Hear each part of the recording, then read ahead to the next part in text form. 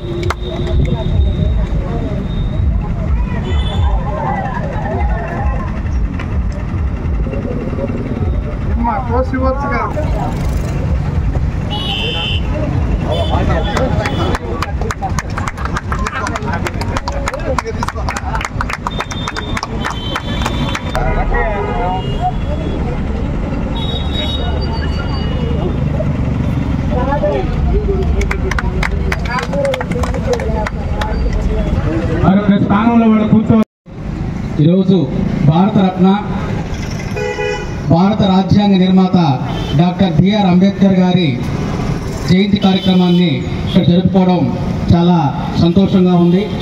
April మాసం అంటేనే బహుజన సమాజానికి ఒక పండుగ లాంటి నెల। ఏప్రిల్ 5వ తేదీ బాబు జగజీవన్ రావు గారి జయంతి, ఏప్రిల్ 11వ తేదీ మహాత్మా జ్యోతిరావు గారి పూలే జయంతి, అదేవిధంగా ఏప్రిల్ 14వ తేదీ మన జాతికి అంతటికి దిక్చూసేటువంటి బాబాసాహెబ్ గారి జయంతి। ఈ 3 జయంతులు ఒకే నెలలో రావడం అనేది చాలా సంతోషదాయకం। అయితే భారత రాజ్యాంగాన్ని 150 దేశాల రాజ్యాంగాన్ని పరిశీలించి భారతదేశానికి ఇప్పుడు రామకృష్ణ చెప్పినట్టు ఒక మంచి రాజ్యాంగాన్ని మనకు ఏర్పాటు చేసి ఇక్కడ ఉన్నటువంటి అనిల్ అంబానీకైనా టాటా బిర్లాకైనా గుడిసెలో ఉన్నటువంటి మనలాంటి పేదవాళ్ళకైనా సరే ఒకే ఓటు హక్కును కలిగించి ఒక అందరినీ సమానంగా చూసేటువంటి ఒక రాజ్యాంగాన్ని ఏర్పాటు చేసి ప్రాంతాల మధ్య కానీ కులాల మధ్య కానీ లింగాల మధ్య కానీ ఎటువంటి భేదం లేకుండా సమానత్వాన్ని ఇచ్చినటువంటి మహోన్నతమైన వ్యక్తి డాక్టర్ బిఆర్ అంబేద్కర్। అయితే భారతదేశానికి ఈ రాజ్యాంగం అమల్లోకి వచ్చినప్పటి నుంచి ఇప్పటి వరకు కూడా ఇంకా మనం పేదరికాన్ని అనుభవిస్తున్నామంటే, ఇంకా మనం అసమానతలు అనుభవిస్తున్నామంటే అది కేవలం మనలో ఉన్నటువంటి ఒక లోపంగా మనం భావించాలి।